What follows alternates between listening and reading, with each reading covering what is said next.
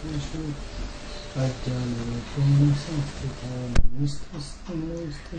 दोस्तों, किस्मत सवारी में आपका स्वागत है। मैं हूं आपकी होस्ट एंड दोस्त खुशबू जैन और हमारे साथ हैं भारत के सुप्रसिद्ध ज्योतिषाचार्य आनंद जी। नमस्ते आनंद जी। नमस्कार खुशबू जी। नमस्कार दर्शकों। दोस्तों, जैसे कि हम हर बार रोज आपको बताते हैं कि ये कार्यक्रम सिर्फ आप ही के लिए बनाया गया है, आपकी समस्याओं का समाधान करने के लिए, चाहे प्रॉपर्टी से खरीदने संबंध, चाहे प्रॉपर्टी खरीदने को लेकर हो, या घर में कोई कलह हो रहा हो, या बच्चे आपकी बात नहीं मान रहे हो, या उनका पढ़ाई में मन नहीं लग रहा है, तो हमारी स्क्रीन पे जो नंबर फ्लैश हो रहा है उस पे संपर्क करें। उस पे संपर्क करने से आपकी समस्या का समाधान अवश्य होगा।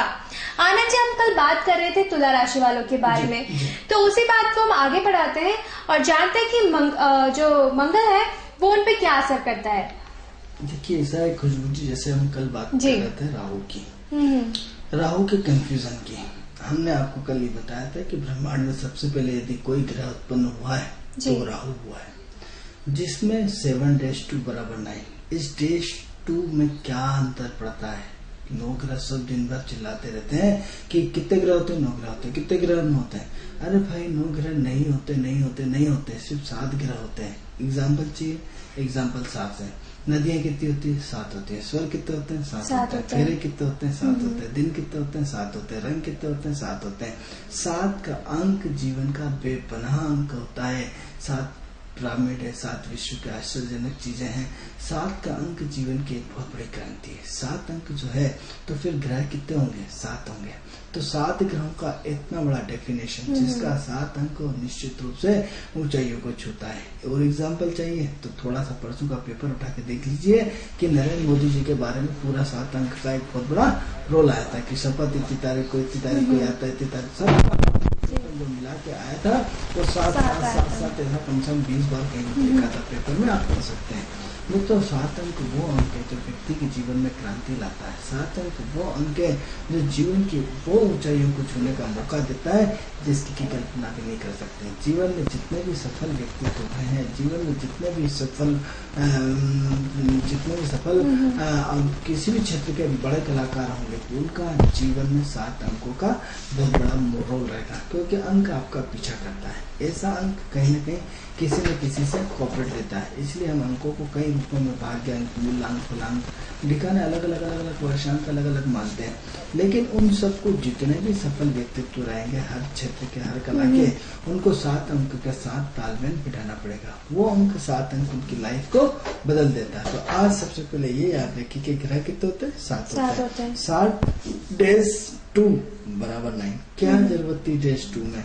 इस मित्रों, -2 में पूरा ब्रह्मांड छुपा हुआ है। इस -2 में जीवन का आधार छुपा हुआ है। इस -2 में सब कुछ है।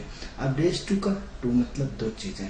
2 चीजें मतलब क्या? किसी भी कार्य का प्रारंभ और किसी का अंत। यानी किसी भी चीज की एक तो शुरुआत होती है और उसका एंड होता है। यानी आप स्कूल में जाते हैं, उसका मार्कशीट बन जाती है। आप खाना खाएंगे और खाना खा के तृप्त हो जाएंगे, एंड हो जाएंगे। आप किसी यात्रा पर निकलेंगे और यात्रा खत्म हो जाएगी। किसी मतलब हर चीज का एक शुरुआत होता है और एक अंत होता है। जी। तो 2 की चीजें, या तो आप खुश रहेंगे या दुखी रहेंगे, या सूखा होगा या मीठा होगा, या धरती होगी या आसमान होगा, या तो हमें लाभ होगा या नुकसान होगा। हम जीवन में या तो यात्रा करेंगे या खड़े रहेंगे, दोनों। या तो स्थिर रहेंगे या अस्थिर रहेंगे, या तो सोचेंगे या नहीं सोचेंगे, या कुछ न कुछ, या तो हम जो सोएंगे या हम जागेंगे। 2 के अलावा तीसरा पार्ट ही नहीं होता। तो उस पार्ट 2 में क्या है? -2 का मतलब है या तो अंधेरा रहेगा या उजाला रहेगा। यानी 2 के अलावा तीसरी चीज होती है। मतलब जो ये राहु और केतु जो 2 एक्स्ट्रा उपग्रह है, उसमें भी नेगेटिविटी और पॉजिटिविटी का कुछ है। ये हम उसको अलग विषय में अपनी चर्चा करेंगे, क्योंकि विषय से फिर हट जाएंगे। तो हम इसलिए जो हम राहु का, चूंकि तुला राशि में राहु का नक्षत्र आता है, मंगल के साथ उसका कॉम्बिनेशन बना रहा है, और आज वर्तमान समय में राहु मंगल के नक्षत्र में चल रहा है, इसलिए हम आपकी महत्वपूर्ण जानकारी को थोड़ा सा विस्तार पूर्वक बताने का प्रयास कर रहे हैं। नहीं तो हमारा विषय राहु के साथ मंगल का कॉपरेशन आपको 2 मिनट में फ्री कर देते हैं, लेकिन बहुत महत्वपूर्ण जानकारी, क्योंकि आज का गोचर जो है राहु मंगल के नक्षत्र में ही विराजमान है। तो अब इसी कंडीशन में मतलब क्या है? -2 में क्या? पूरा जीवन खत्म होगा। 7 ग्रहों का कोई रोल नहीं बचा। कैसे नहीं बचा? ये 7 ग्रहों का चेंज होगा, दृष्टिकोण चेंज होगा। आपके प्रारंभ से लेकर एंड तक की अवस्था। अब नहीं साहब, हमें कार्यक्रम करना है, विचार आया, अब ये 7 ग्रह बताएंगे कि आपको कैसे कार्यक्रम करना है, किसको मुख्य अतिथि बनाना है, किससे टेंट लेना है, कहाँ मंच बनेगा, कहाँ कुर्सी बनेगी, कौन कौन भाषण देने आएंगे, कहाँ से माला खरीदी जाएगी, कहाँ से टाइम क्या होगा, उसका निर्धारण क्या होगा, विषय क्या होगा, किस किस का सम्मान होगा, किस किस का अपमान होगा, कौन कौन को प्रसिद्धि मिलेगी, किसको नहीं मिलेगी, किसको मंच पे बैठाना है, किसी को नीचे बैठाना है, उसमें पैसा कहाँ से आएगा, फंड कहाँ से आएगा। ये आपकी पूरा का पूरा मैनेजमेंट, कार्यक्रम दिन में रखना है कि रात में रखना है, कि लाइट जाएगी कि नहीं जाएगी, कि कार्यक्रम आपका बहुत सफल होगा या कार्यक्रम असफल होगा, इसमें भीड़ जुटेगी या भीड़ नहीं जुटेगी। ये सारा का सारा प्रोसेस, ये हर काम आपका जिसके गए फंड्स मिलता हुआ चला गया या उसमें कार्यक्रम में बहुत सारी बाधाएं आ रही, ये सारे के सारे निर्धारण आपके 7 ग्रह करेंगे, क्योंकि ये 7 ग्रह आपकी कार्य करने की प्रोसेस शैली को बताते हैं। ये हमारी नई थीसिस का मुख्य हिस्सा है कि ये 7 ग्रह ही आपके जीवन शैली का उस कार्यक्रम का अंजाम देंगे। जैसे आप घर से निकले और कहीं दौरे पे गए तो गाड़ी आपको जाते से मिलेगी, डेले मिलेगी, लोकल गाड़ी मिलेगी, फास्ट गाड़ी मिलेगी, धक्के वाली मिलेगी, लग्जरियस जीप मिलेगी, उसमें आपको खड़े रह के जाओगे, बैठ के जाओगे, अगली जहाँ उतरोगे वहां से आपको ऑटो मिलेगा कि सामान लेके ढोके जा रहा हो, कि अगली यात्रा होगी कि भीड़ में भगवान के दर्शन आपके तुरंत हो गए, कि आपकी लंबी लाइन 2 दिन तक खड़े हो। ये सारा का सारा प्रोसेस की वहाँ खाने पीने, आपके होटल, आपकी सारी बुक है, या फिर आपको भटक रहे हैं, आपको होटल नहीं मिल पा रहे, सारे रूम बुक है, तो ये सारा का सारा वहां से वापसी आने में तो एक यात्रा बिल्कुल सुलभ हो जाती है, एक यात्रा संघर्ष के साथ होती है, एक यात्रा मिलजुली होती है। तो इन तीनों का पार्ट जो आपको बताएंगे वो 7 ग्रह बताएंगे।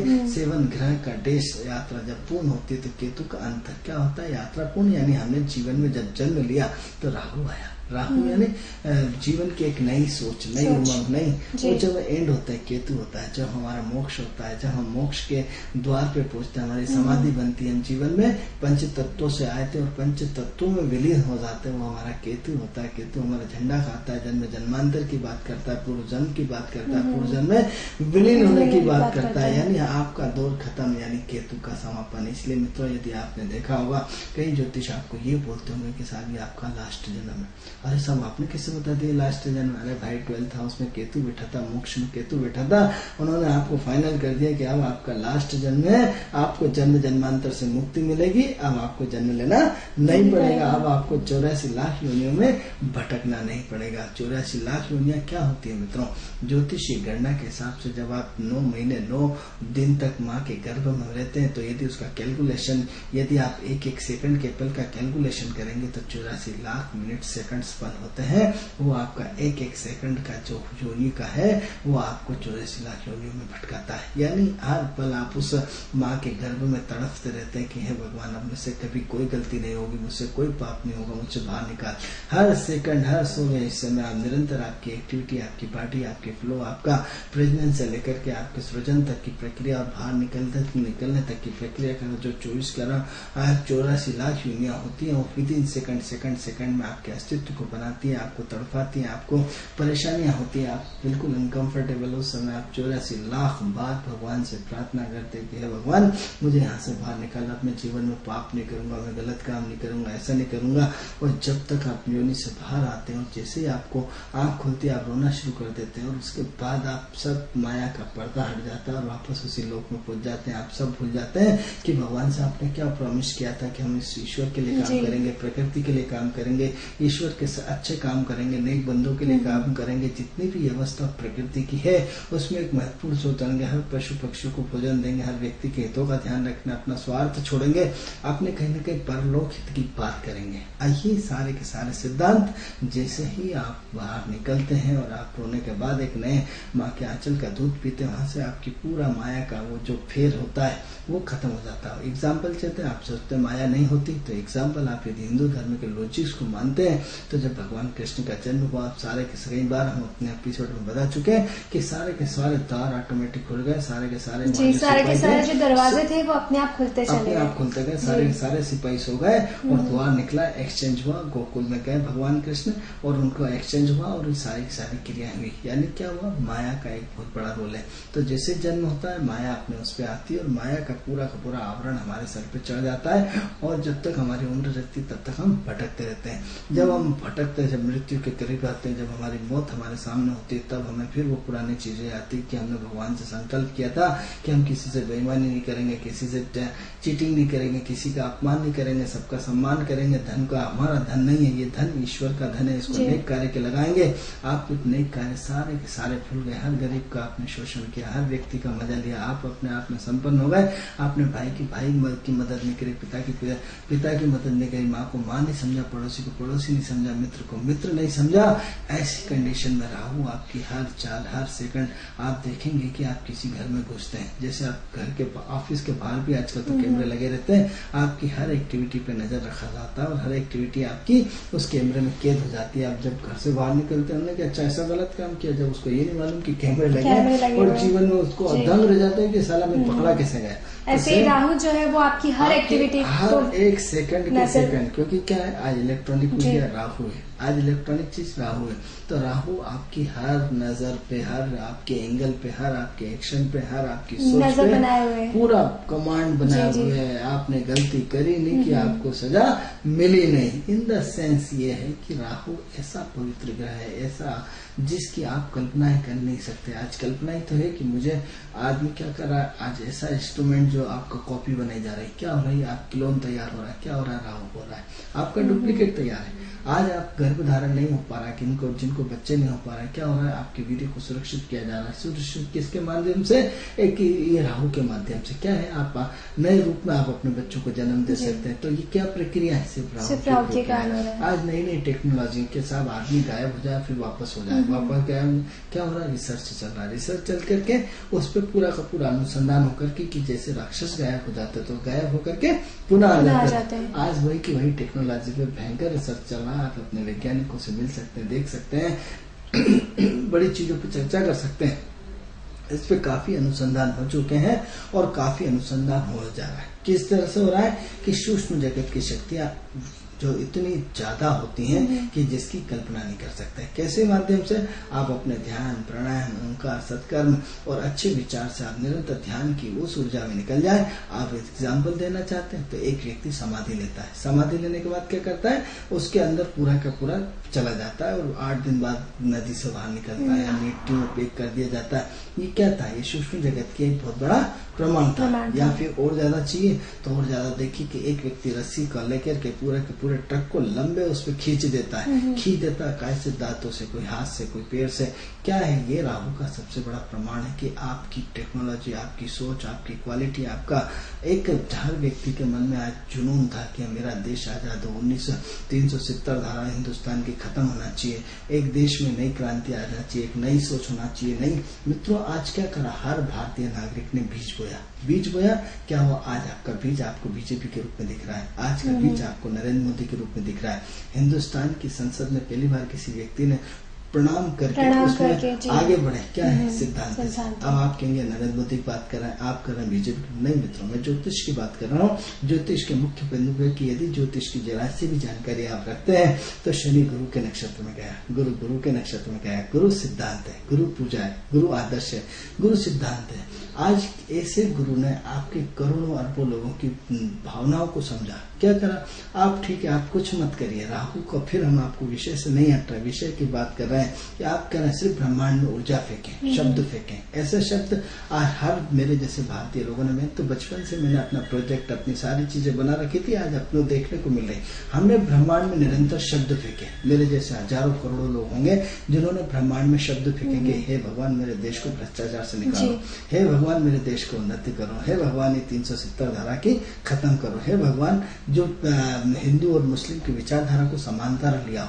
क्या हुआ, आप यदि किसी को बल दे रहे हो, गवर्नमेंट का आश्रय मिला, तो निश्चित रूप से एक को आप पूछ रहे हो और एक को नहीं पूछ रहे हो, तो निश्चित रूप से जब नजदीक होगा तो व्यक्ति अपने आप में अनकंफर्टेबल। आज सबका बैलेंस हो गया। आज कोई हिंदू ने, कोई मुस्लिम, आज एक देश जा रहा है। जैसे बात आपकी गंगा की निकली कि साहब गंगा जी की पूजा कर रहे हैं, आपने आते से हिंदू शुरू कर दिया, तो बहुत अच्छा उत्तर दिया था। क्योंकि बीजेपी का जो इस वक्त शनि गुरु के नक्षत्र में है कि गंगा का पानी जो हम नहर में बहेंगे, नहर में बहाएंगे और उसमें जो खेती तक मिलेगा वो किसी हिंदू को भी मिलेगा, किसी मुस्लिम को मिलेगा। तो वो पानी पानी तो नहीं होगा। बीजेपी की विचारधारा से या उसकी मैं बात नहीं कर रहा हूँ। बात विषय की कि आज शनि गुरु के नक्षत्र में होने के कारण गुरु संस्कृति को रिप्रेजेंट करता है, गुरु धर्म को रिप्रेजेंट करता है, गुरु आदर्श को रिप्रेजेंट करता है। ये गुरु आपको न जाने कहां से सारे के सारे सिद्धांतों से आपको जोड़े और जोड़ने के बाद एक नई क्रांति का उदय जो होने जा रहा है वो राहु के माध्यम से होना है।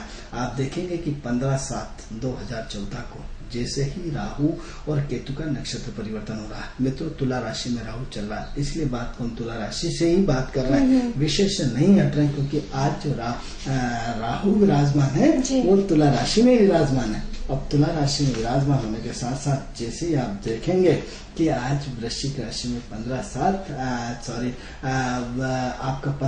2014 को राहु और केतु का बड़ा परिवर्तन हो रहा है। क्या हो रहा है? लग्न में नरेंद्र मोदी की कुंडली में लग्न में राहु, वृश्चिक लग्न की कुंडली है, नरेंद्र मोदी के राहु लग्न में आ रहे हैं। ऐसे खतरनाक डिसीजन होंगे जिसकी कि आप कल्पना भी नहीं कर सकते। लेकिन ये पूरा 18 महीने काफी स्पिरिट का हुआ, देश की प्रगति की स्पिरिट का हुआ, उन्नति का हुआ, ऐसी उन्नति का जो हमने विगत 45 सालों में 40 सालों में ऐसे डिसीजन नहीं लिए, ऐसे कानून नहीं बना, ऐसे आदर्श नहीं बने, ऐसा मोहरा नहीं मिला, ऐसा ओरा नहीं मिला। हम 18 महीने के अंदर आपको भविष्यवाणी कर रहे हैं कि देश की दिशा और दशा निश्चित रूप से ज्योतिषीय गणना और ज्योतिषीय कैलकुलेशन के माध्यम से हम देख पा रहे हैं कि 18 महीने के अंदर अंदर देश और देश की स्थिति बदल जाए। आनंद जी, तुला राशि में आपने कहा कि तुला राशि जिसकी हम बात कर रहे हैं कि आज जो तुला राशि का गोचरीय स्थिति है वो क्या है? राहु तुला राशि में विराजमान है। तो क्या और शनि की ढैया भी तो तुला राशि पे चल रही है। वो सब अपनी जगह चलती रहती है। मुख्य हमारा विषय आज का राहु के साथ तुला राशि का है, क्योंकि मंगल के साथ उसका कॉम्बिनेशन मिलाना है। ढैया पे बात जब अलग हमारा विषय शनि की ढैया पे आएगा तो हम सिर्फ शनि की ढैया पे ही चर्चा करेंगे। जो शनि है और जो तुला है उनके मंगल, इन तीनों का तालमेल क्या रहेगा वो अलग चीज है, क्योंकि विषय से हट जाएंगे तो उसके विषय में हम अपने नए एपिसोड में चर्चा करेंगे। तो इस वक्त जो महत्वपूर्ण चीज है कि तुला राशि में राहु के साथ कॉम्बिनेशन, आप बताइए इसका एग्जांपल फिर मैं आपको देता हूँ कि जरा से भी आप ज्योतिष के विद्वान और जानकारी है तो तुला राशि में राहु 18 महीने से आया, 18 महीने से जैसा आया तो मार्च के बाद मोदी जी को ये पद दिया गया है। अब राहु क्या है? राहु का तुला राशि का चिन्ह देखिए क्या है? न्यायप्रिय, तराजू है। क्या हुआ? पूरा देश तराजू के लिए, न्याय के लिए, सिद्धांत के लिए लड़ा, एक नए परिवर्तन के लिए लड़ा। एग्जाम्पल इस राहु का ही दे रहा है, क्योंकि तुला राशि यानी जिस ग्रह में राशि जाएगी उसके अनुरूप वो ग्रह काम करना शुरू कर देगा। तो जब काम करना शुरू करेगा तो तुला राशि का चिन्ह क्या है? एक तराजू है। तराजू में क्या होता है? न्याय होता है, अप एंड डाउन होता है। क्या होता है? आप कानून के लिए लड़ता है, आंखों पर पट्टी बंधी होती है और वो न्यायकारी होता है। न्याय पवित्र होता है, किसी देश और रूप से नहीं होता है। तो तुला राशि में राहु आते से क्या बना? न्यायकारी बना। अब न्यायकारी बनने के साथ साथ मित्रों आप बोलेंगे साहब इससे पहले भी तो राहु आया होगा, इससे पहले तो ऐसी घटना क्यों नहीं हुई? क्योंकि उसमें शनि भी 30 वर्षों के बाद शनि भी उस राशि में आया और उसके साथ उसका तालमेल बैठा। जो आप पूछना चाह रहे थे कि जो शनि के साथ उसका तालमेल क्या होगा, तो उस शनि का तालमेल तुला राशि के अगले पिछले 30 साल पहले जो शनि यहाँ थे तुला राशि में, आज पुनः घूम करके कहाँ गए? वापस उस तुला में आ गए और राहु के साथ उसकी युति हो गई, कॉम्बिनेशन हो गया। पूरा काम काय के लिए होगा? न्याय के लिए होगा, सिद्धांत के लिए होगा। तो ये 18 महीने देश के लिए खुशखबरी है कि एक हम खुशहाली मोड़ पे जा रहे हैं, ऐसी खुशहाली मोड़ पे जा रहे हैं जिसकी कि आप कल्पना भी नहीं कर सकते। तो आप सबसे पहले ही कि वृषभ राशि यदि आज देश की मैनेजमेंट की राशि है, ये 6 जो 18 महीने यदि वृषभ राशि से हम यदि राहु को जोड़ेंगे तो ये आज आपके छठे घर से विराजमान है। यानी क्या हुआ? अथाह मेहनत के बाद एक नया रिजल्ट जो आएगा। विषय से भटक गए थे, क्षमा चाहते हैं आप सब। फिर हम विषय पे आते हैं कि जो राहु जो तुला राशि पे आया है और तुला राशि से जो 3 नक्षत्र पढ़ते हैं, मंगल के बारे में हम बता चुके थे, राहु के बारे में फिर हम पूरी आपको डिटेल जानकारी दे रहे थे। तो आनंद जी दर्शक लाइन पे जुड़ रहे हैं। हेलो हेलो, हाँ जी, आप कहाँ से बोल रहे हैं? नमस्कार, मैं भोपाल से बोल रहा हूँ। नमस्ते, आप बताएं आप क्या जानना चाहते हैं और किनके बारे में जानना चाहते हैं? जी मैं अपने पापा के बारे में जानना चाह रहा हूँ। जी मेरे पापा का बर्थ डेट है 31 अप्रैल 1961। 31 अप्रैल 31 अप्रैल 1961। रजनीश नाम है उनका। 61 1951। 1961। जी जी, समय बताइए। समय है दोपहर के 3 बजे। दोपहर 3 बजे इनका जन्म हुआ है। बिजनेस के बारे में जानना चाहता हूँ, रेट का बिजनेस चलेगा आगे, अब क्या आगे क्या उसकी ग्रोथ की कैसे मामला है? जी जी जी, इनका जन्म कहाँ पर हुआ है? जी, जन्म इनका इंदौर में हुआ है। जी, आप हमसे हमारे टीवी स्क्रीन पे देखिए, हम आपको बताते हैं इनका जो बिजनेस है वो कैसा चलेगा। जी जी।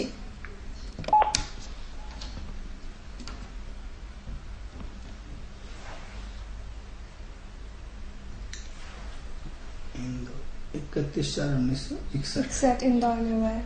एक सेकंड खुशबू जी स्क्रीन पर डाल दें।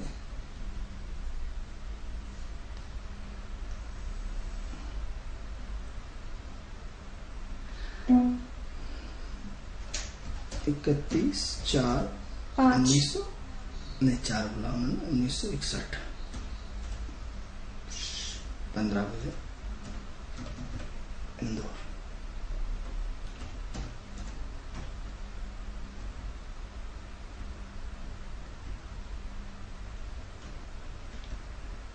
क्षमा चाहते हैं, डालने में थोड़ा सा विलम्ब हो रहा है।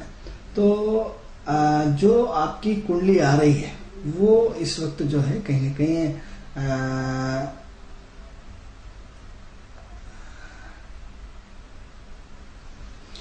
इस वक्त जो है वो कर्क लग्न की पत्रिका आ रही है। कर्क लग्न के हिसाब से इस वक्त काफी आपके पिताजी ने काफी जीवन में संघर्ष किया है, काफी मेहनत करी है, काफी जीवन में स्ट्रगल हुआ है। जो भी काम उनकी पूरी लाइफ के हुए हैं काफी स्ट्रगल के साथ हुए, काफी संघर्ष के साथ हुए हैं। उन्होंने आप और आपके परिवार को पूरी तरह बचपन से लेकर आज तक काफी मेहनत और जिम्मेदारी से पाला।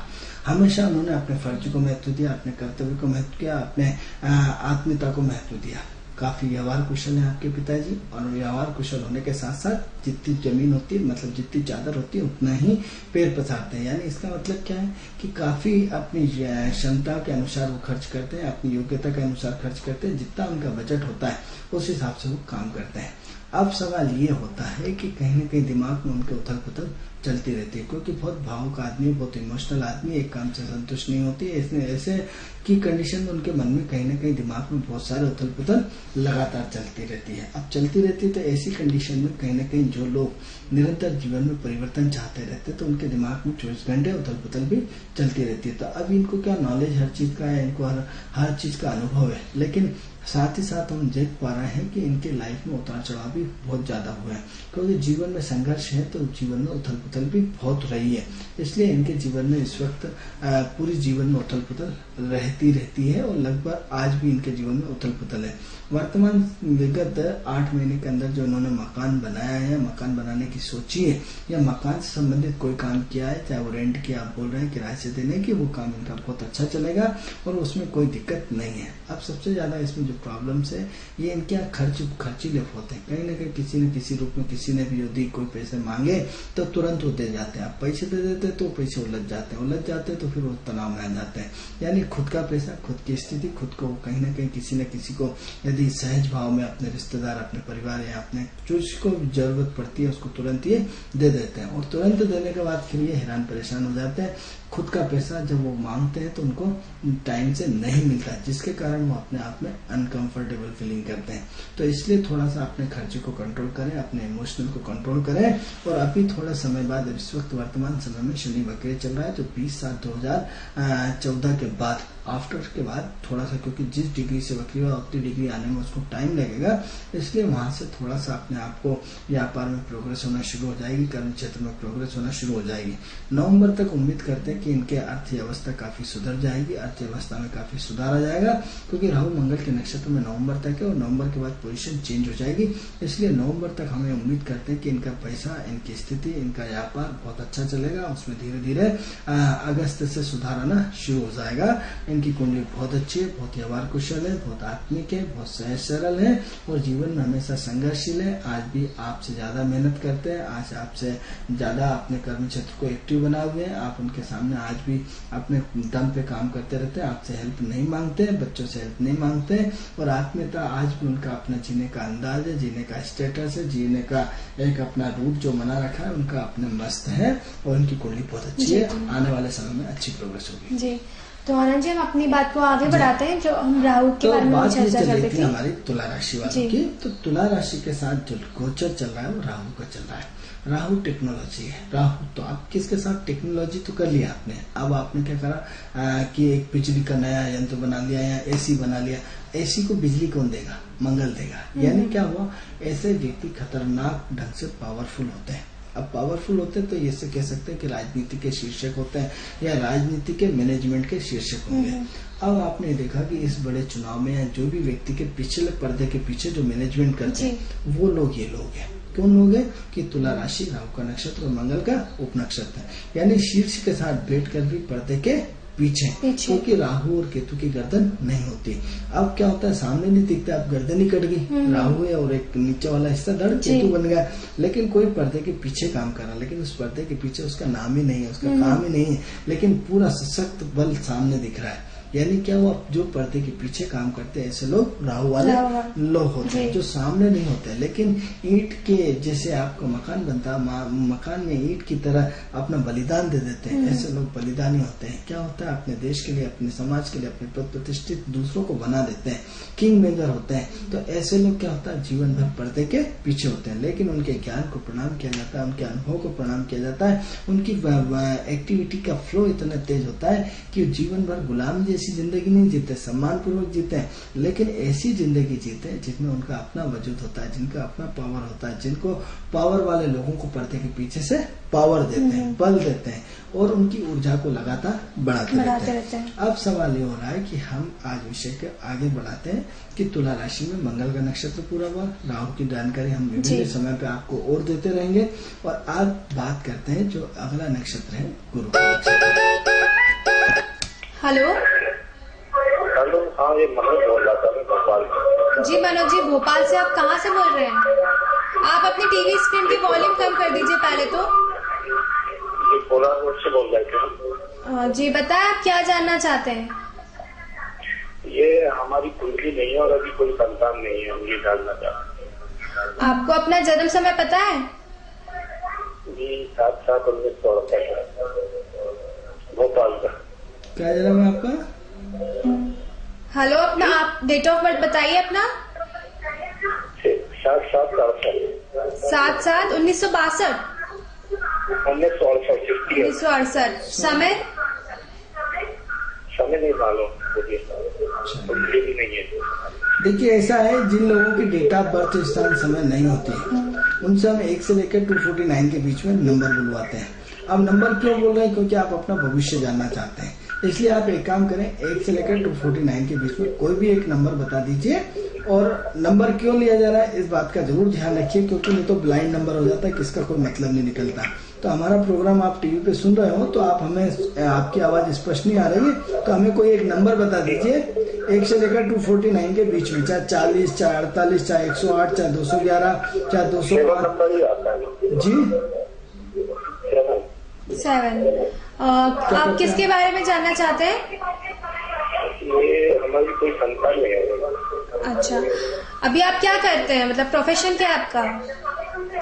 जॉब करते हैं। जी जी जी, आप हमारी टीवी स्क्रीन पे देखिए, हम आपके बारे में आपको जरूर बताएंगे। जी जी, तो भविष्य कैसा रहेगा? जी जी बिल्कुल, धन्यवाद। और ये जानना चाहते हैं कि इनकी कोई संतान नहीं है तो उसके क्या योग बन रहे हैं और इनका कैरियर कैसा रहेगा, भविष्य कैसा रहेगा। देखिए ऐसा है कि आपकी जो कुंडली हमारे स्क्रीन पे आई है उसके आधार पर हम, एक तो आप बहुत सिद्धांतिक आदमी हैं, बहुत भावुक आदमी है, बहुत व्यवहार कुशल है। आप सिद्धांत पे जीवन भर आपने काम किया, गलत चीजों पे आपको गुस्सा आता है, एनर्जी का फ्लो बहुत ज्यादा है, दिन भर एक्टिव रहते हैं, किसी की सुनते नहीं है, अपनी अपनी चलाते हैं। बट ये है कि टोटल आप एक आदर्श के रूप में जीते हैं, एक सिद्धांत के रूप में जीते हैं और सिद्धांतों को लेकर के काम करते हैं। अब सवाल ये हो रहा है कि आपका कर्म क्षेत्र तो बहुत अच्छा है, लेकिन आपकी लाइफ में उतार चढ़ाव बहुत हुआ है। इंट्यूशन पावर आपका बहुत अच्छा है, इंट्यूशन पावर आपका, आपको निरंतर एक ऐसा इंट्यूशन मिलता रहता है जिसकी वजह से आपको पहले से बहुत सारी चीजें आभास हो जाती हैं। अब प्रश्न ये होता है कि आपने जो संतान का प्रश्न किया है, संतान क्यों नहीं हुई। तो सबसे पहले हम ये आपको बताना चाहते हैं कि आपके अंदर कहीं न कहीं शुक्राणुओं की हमें कमी दिख रही है, क्योंकि चौथे घर से शुक्र बैठ करके आपके शुक्राणुओं को निरंतर कमी रख रहा है। तो कहीं न कहीं आपकी बचपन की गलती के कारण या आपने जो भी आपके जीवन में गलत काम आपसे हुआ है उसकी वजह से कहीं न कहीं संतान में विलम्ब हो रहा है। तो अब सबसे पहले तो आप अपना दान पुण्य बढ़ाइए। मित्रों, दान पुण्य बढ़ाने से जीवन का भाग्य बदलता है, जीवन की पूरी स्थिति बदल जाती है। तो सबसे पहले तो यदि आप वाकई अपने जीवन में संतान चाहते हैं और अपने आगे के जन्म को सफल करना चाहते हैं तो आपको दान पुण्य करना पड़ेगा। अब क्या दान पुण्य करना पड़ेगा? सबसे पहले पहली फुर्सत में अपने वजन का, जितना आपका वजन है उससे 1 किलो गेहूं ज्यादा बढ़ा करके किसी गरीब को दीजिए।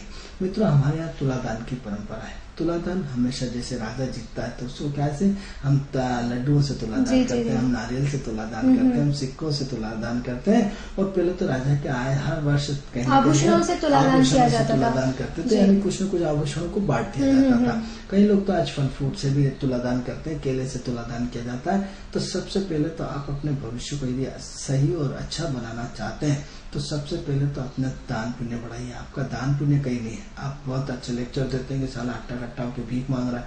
अरे भाई, भीख मांग रहा है हट्टा कट्टा तो आपका क्या बिगड़ा? आपकी स्थिति हो तो अच्छी दे दो, नहीं तो मत दो। अब उसके भाग्य में यदि भीख मांगना लिखा है तो आप उसका भाग्य तो नहीं बदल सकते ना। तो ये कि तर्क कुतर्क करना बंद कर दो। और तर्क कुतर्क बंद करने के साथ साथ सबसे पहले आप अपने सिद्धांतों को भूल जाओ, क्योंकि समय के साथ सिद्धांत बदलते रहते हैं। अब यदि आपके सिद्धांत की बात करें, आपके आदर्श की बात करें तो भगवान कृष्ण पूर्ण अवतारी थे। तो भगवान कृष्ण पूर्ण अवतारी थे तो ये बताएं आप मुझे कि भगवान कृष्ण ने कसम खाई थी कि मैं शस्त्र नहीं उठाऊंगा, मैं चक्र नहीं उठाऊंगा। क्यों नहीं उठाया भाई? क्यों उठा लिया? जब उन्होंने बोला कि भाई मैं ही जिंदा नहीं रहूंगा तो मेरी कसम कहाँ जाएगी। तो क्या हुआ? उन्होंने अपनी कसम तोड़ दी। क्या करा? चक्र उठा लिया। तो जो परमात्मा हो, जो स्वयं साक्षात नारायण हो, वो संकल्प लेने के बाद वो स्वयं बदल गए तो आप हम क्या चीज होते हैं? तो इसलिए समाज को सुधारने की कोशिश न करें, समाज स्वयं सुधरता है। एक दौर ये आज कलयुग का चल रहा है, तो कलयुग में कलयुग जैसी गतिविधियां होंगी, सतयुग में सतयुग जैसी होंगी। तो सबसे पहले अपने आप को सहज और सरल बनाए, अपनी वाणी को कंट्रोल रखें, दूसरों को कष्ट न दें, दूसरों को एडवाइस न दें, दूसरों को परेशान न करें। पहले अपने आप को खुद को सुधार ले, फिर तो सबसे पहले तो आप ये कि अनायास दूसरे अनाज सबको खर्च करा देते हैं। किसको करते हैं? संपन्न वाले लोगों को। तो आज सबसे पहले एक तो अपने आप को तुलादान से जोड़े। मित्रों, जो भी व्यक्ति तुलादान से जुड़ेगा निश्चित रूप से इसके जीवन में प्रगति होगी। हर महीने हर व्यक्ति को कहीं न कहीं अपने और अपने परिवार के प्रत्येक सदस्य का तुलादान करना चाहिए, क्योंकि तुलादान करने से नजर नहीं लगती, तुलादान करने से नेगेटिव ऊर्जा खत्म हो जाती है। तुलादान करने से प्रकृति में आपने क्या करा? बीज बो दिया। तो काय का? एक पॉजिटिव एनर्जी का। क्या होता है? एक बीज आप खेत में बोते हो, कितने बीज मिलते हैं? हजारों रूप में। तो आपने क्या करा? अन्नदान महादान, उसको आपने अन्न से तुलादान करके किसी गरीब को, ऐसा नहीं कि एक गरीब को आपने 1-1 किलो बांट दे, एक ही आदमी को देना है, क्योंकि 1-1 किलो से किसी का भला नहीं हो रहा है। आप एक ही व्यक्ति को एक साथ एक टाइम में हर महीने तुलादान करें। अलग अलग व्यक्ति, जो भी आपको भिखारी मिले, परेशान मिले, ऐसा लगे कि वाकई एक मतलब जिसको जरूरत है उसको आप तुलादान करेंगे, तुलादान करते हैं, उसको घर तक उसको ऑटो में पहुंचा करके उसको 100 रुपए देके उसके घर तक पहुंचा। ऐसा नहीं कि उसको बेकार उतार दिया। व्यवस्थित और एक श्रद्धा के साथ एक तो आपको तुलादान करना है। दूसरा क्या करना है कि मित्रों, ब्रह्म भोज कराइए। अब ब्रह्म भोज कराएंगे तो साहब आपकी तो कैपेसिटी नहीं है इतनी, साहब इतना धन लोग 1000 लोगों को भोजन कराना कोई मजाक तो नहीं होता। तो आप एक काम करें, एक नारियल लें, नारियल का गोला। मित्रों, हम हमेशा सबसे बताते हैं, हर एपिसोड में ये बात हम सबको बताएंगे और बताते आए कि एक नारियल का गोला लें, नारियल में उसमें घी शक्कर मिला दें और घी शक्कर मिलाने के बाद उसमें क्या करें, उसको जहाँ चींटियों का घर होता है, और चींटियों का घर जहाँ होता है तो उस चींटियों के घर के पास में थोड़ी सी किसी का घर बनता है। दर्शक लाइन पे है। हेलो,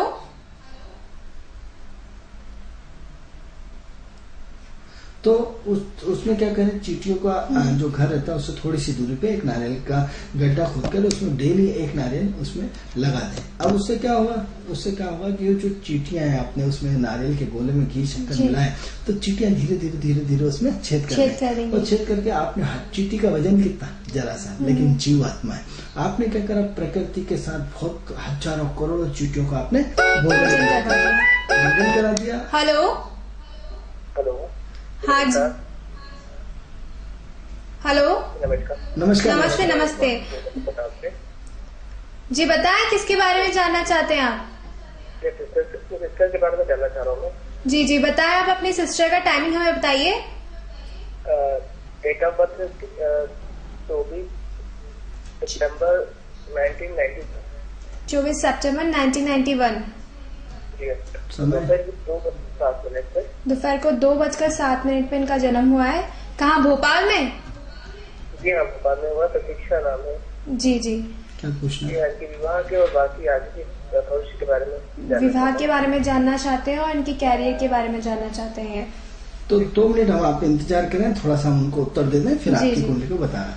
तो भैया आपको क्या करना है कि एक तो आपने क्या करा, उसको एक नारियल का गोला लेकर के जमीन में गाड़ दिया। तो क्या करा आपने, हजारों छोटे छोटे चींटी, कीड़े मकोड़े, अथाह लोगों को आपने क्या करा, ब्रह्मभोज करा जी, दिया। जी। अब ब्रह्मभोज खुशी खुशी कराना चाहिए। जब लाखों जीव आत्माएं उसको भोजन करेंगे एक नारियल के गोले में, चींटी का पेट कितना छोटा सा छोटा सा आपने होता है। करोड़ों लोगों को भोजन करा दिया, और एक दिन में खत्म होने वाला नहीं, महीनों चलता है। इसलिए एक नारियल का गोला, क्योंकि मित्रों ये पितृदोष होता है। जब पितृदोष ये होता है, सूखा, मतलब जो सूखा नारियल सूखा होता है नारियल है, उसमें घी शक्कर भर दें, और घी शक्कर भरने के बाद फिर आप उसको उसमें गाड़ दें। तो ये क्या होगा कि आपको ढेर सारी जीव आत्माओं का भोजन हो होगा। जाएगा। और तीसरा काम क्या होता है, आप नदी देखें, मछलियां अपनी जगह है, मछलियों के अलावा उसमें छोटे छोटे जीव जंतु, छोटे छोटे कीड़े, छोटे छोटे मकोड़े, न जाने छोटे छोटे छोटे असंख्य जीव जंतु नदियों में रहते हैं। तो क्या होता है मित्रों, 5 तत्वों का शरीर है। 5 उपाय आपको करना ही पड़ेंगे, जल थल अग्नि तत्व और वायु। तो क्या हुआ, पृथ्वी तत्व का उपाय आपने नारियल में कर दिया, और आपने अनाज तुलादान कर लिया।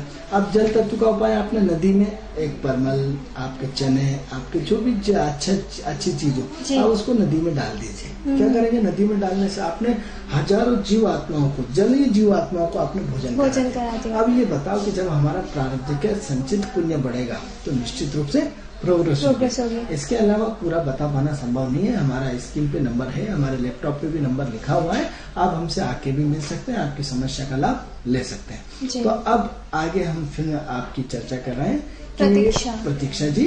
तो समय हमारा हो चुका है, फिर भी हम आपको कुछ थोड़ा सा बताने की कोशिश करते हैं कि आपकी बहन जो है बहुत तेज है, बहुत नॉलेज वाली है, बहुत दिमाग वाली है, कंप्यूटर की तरह इसका दिमाग तोड़ता है, बहुत टिप टॉप रहती है, बहुत एडजस्टिव नेचर की, 24 घंटे इसकी नाक पे गुस्सा लगा रहता है।